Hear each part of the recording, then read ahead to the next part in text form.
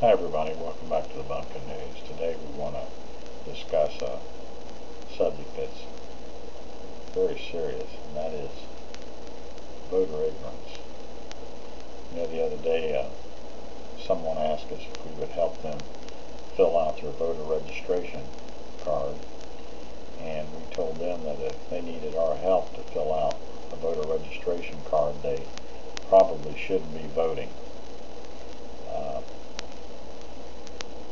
We would estimate that 40% of the people that vote probably shouldn't be voting because they don't understand enough about life and about the way that our government is supposed to work that they could cast a informed and competent vote. We want to look at a couple issues to give a little understanding on this. The first one is about rights. We understand that a right is something that we have because the Constitution gives it to us, and it's not something that we have to work for. In other words, we have our rights because we are citizens of the United States. My right to free speech is not dependent upon whether I pay taxes or whether I contribute in another way to society. I can be supported by some other entity such as my parents or a significant other or a friend or something of that nature, and I can still enjoy my right to free speech. One of the rights that we've heard potential voters say that we have is a right to health care. Now let's look at that for a moment. I have a right to health care, then that means that I don't have to contribute anything to society, or I don't have to be a taxpayer or have to work to enjoy and exercise my right to health care.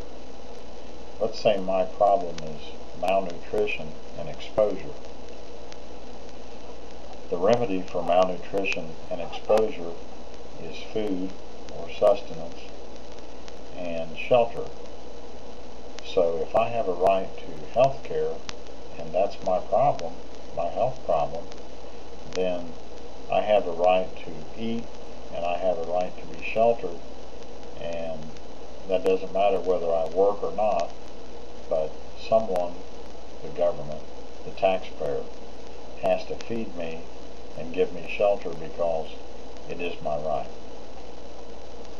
Another right that potential taxpayers say that we have, and that is a right to speak before our elected representative bodies. And now if you would examine that just a minute, you'd see that that is contrary to common sense, and it's also contrary to the principles of our Constitution and our representative government. Let's say that I had a right to address the Congress of the United States along with my other fellow citizens. And let's say that 50 million of us wanted to exercise that right. Who would decide? How would it be decided? Those of us that would be permitted to speak before Congress and those of us that would be denied our right to speak. If they began to schedule us at the rate of, let's say, 1,000 a week to speak before Congress in Washington, there would never be an end to it. And Congress would not be able to transact any business whatsoever because the citizens would all be speaking in their turn, and we would cease to have any kind of an effective legislative branch of government. The same would hold true for your local levels, your city councils and your county commissions and local or your state legislatures, those kind of things.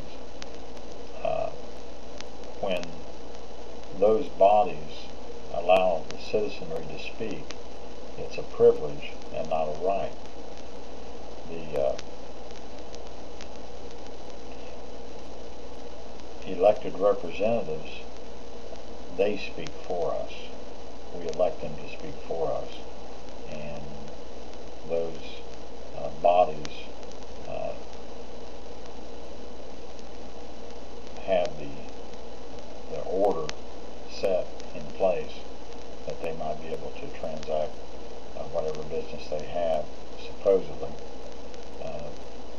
with an effectiveness, and have the time that they might be able to discuss among themselves the issues that face their constituents.